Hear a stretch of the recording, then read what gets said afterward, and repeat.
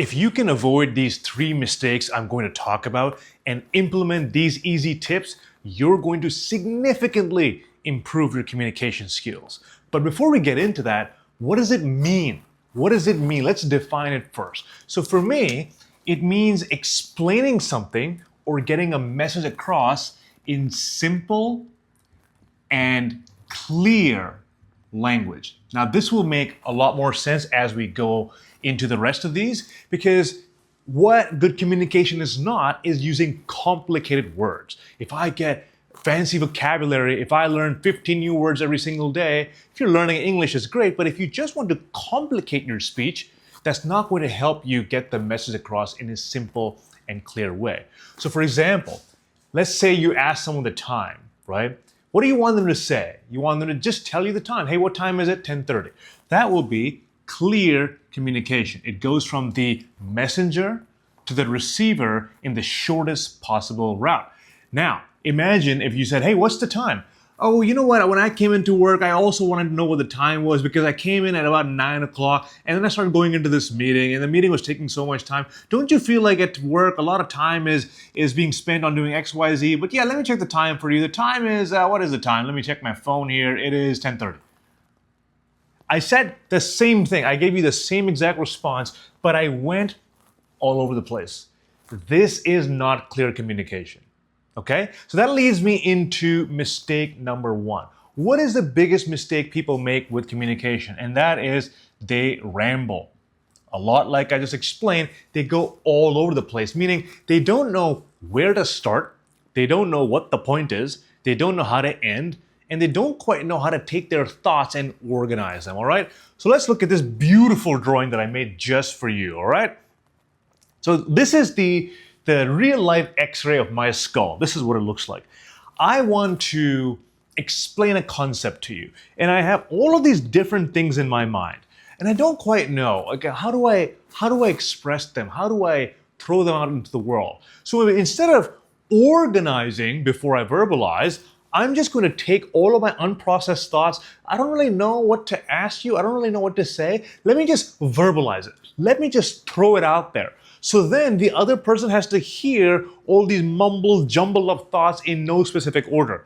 Perfect example is, let's say you ask someone, hey, how was your day? Oh, my day was great. My boss did this. And also I ate this for lunch. And I had this assignment here, that assignment there. Oh, next week, by the way, I'm going on this trip. It's all of this information in no particular order.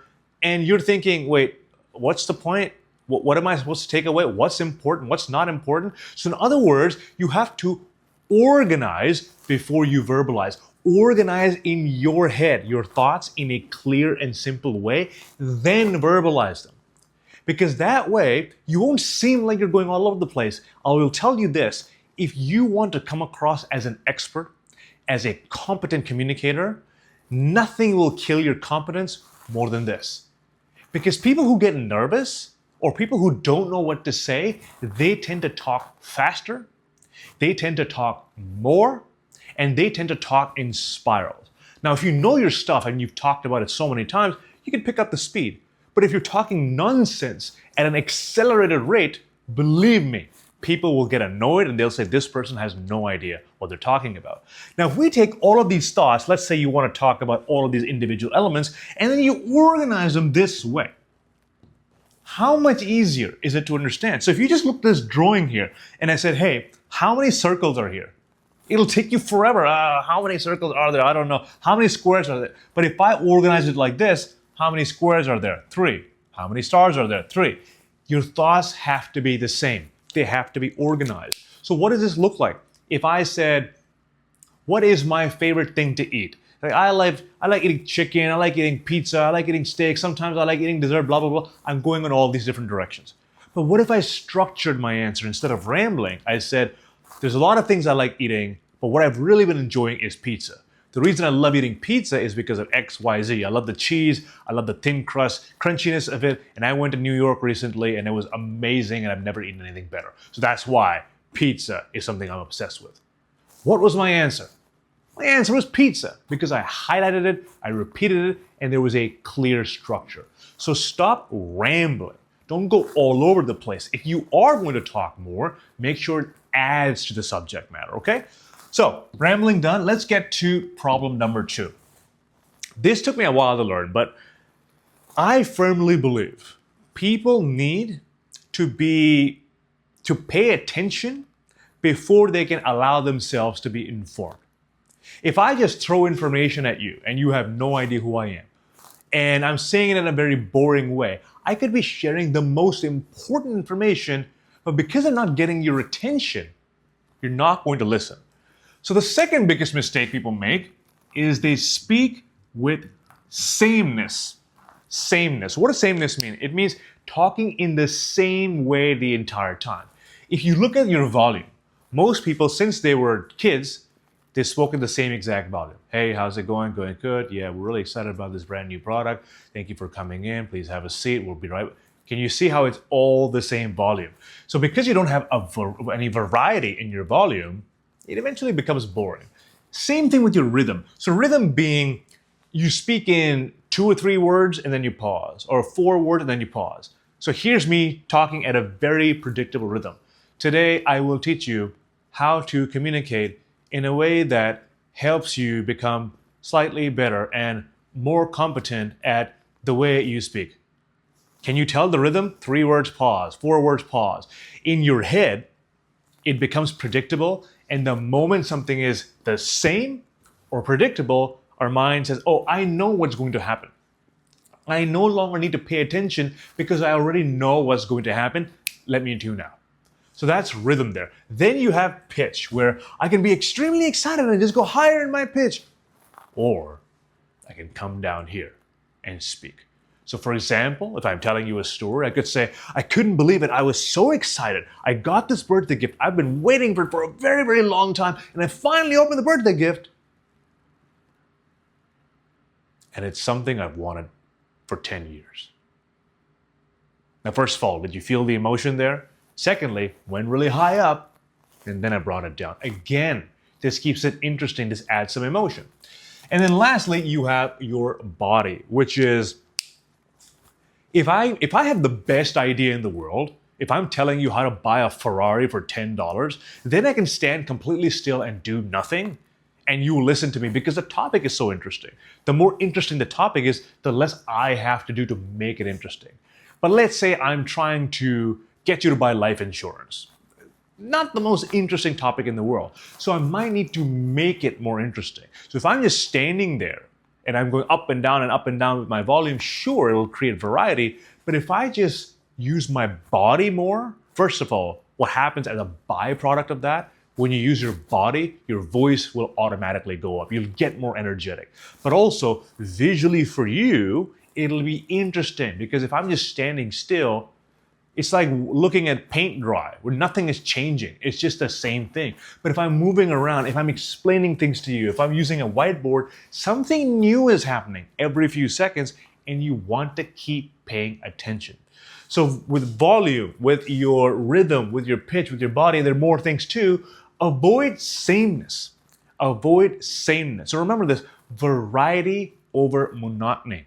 Variety over monotony.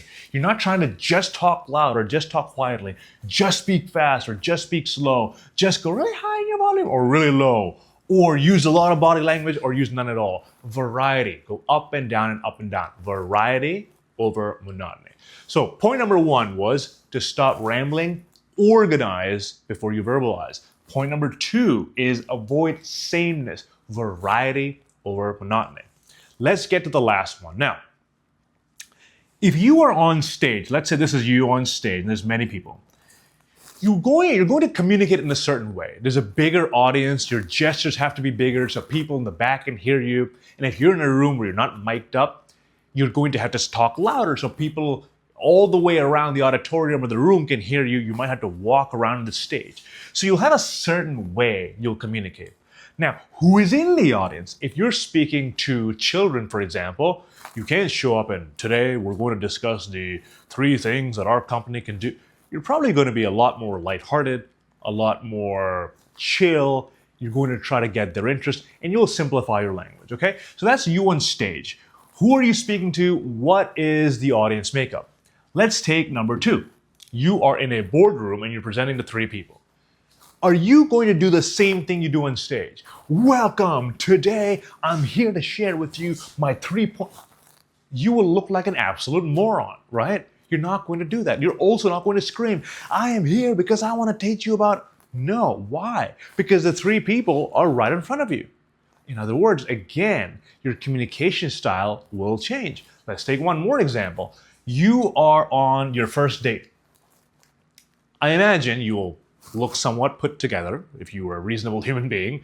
You will speak in a way where some of your inside jokes and all the things that you do that are kind of creepy, you'll hold them back for a bit. And then as you get more comfortable, you can start unloading them a little bit, revealing more and more parts of yourself. But the first time you're speaking to them, you're going to control how you come across. You're going to control how you talk. I imagine you're not going to complain about your boss on your first date, right?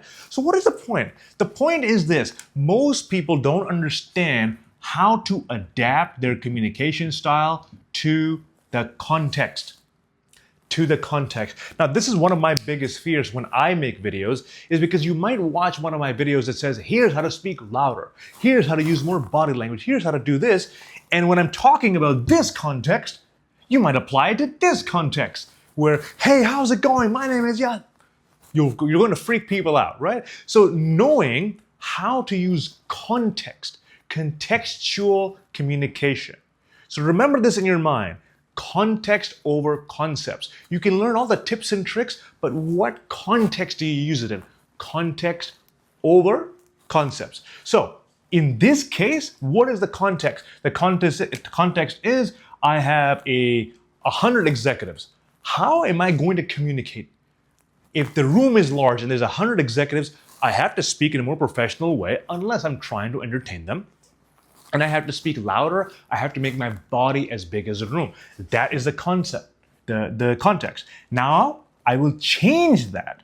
When I'm in a boardroom, I will change my communication style. I will adapt. I'll make my gestures a bit smaller. I'll make my voice more intimate. My eye contact will vary just in 3 people. I'm not going to look around the entire room like that. And I'm going to be more conversational. And when I'm on a date, or I'm having dinner with a friend, I'm just going to pay attention to them and I'm going to talk in a more conversational tone. So this requires some social awareness, some contextual awareness. Where are you? What context do you need? Because you can't just devour all of the tips on the internet and just throw them at random situations. So the biggest mistake I see people make is they don't know how to prioritize context over concepts, meaning understanding which social situation they're in and what it calls for. So let's do a quick recap, okay? What is the definition? The definition of a good communicator is communicating something in an interesting, simple, and clear way. How you don't do that is by rambling. Don't go all over the place. Instead, organize your thoughts before you verbalize. It's going to make you come across a lot more intelligent. Number 2, you can have the best information, but if no one's listening, what's the point? So avoid sameness. Don't talk in the same way the entire time. Really excited you're here. Thank you so much for watching my video. You're going to tune out immediately. Instead, play around with the volume, with the rhythm, with the pitch, with the body language. Number 3, and lastly, context over concept. Don't just apply every single tip when you speak. Look at where you are. Who are you speaking to? And accordingly, shape your communication style. Hope this has been valuable. Let me know what you want to see next. See you in the next one.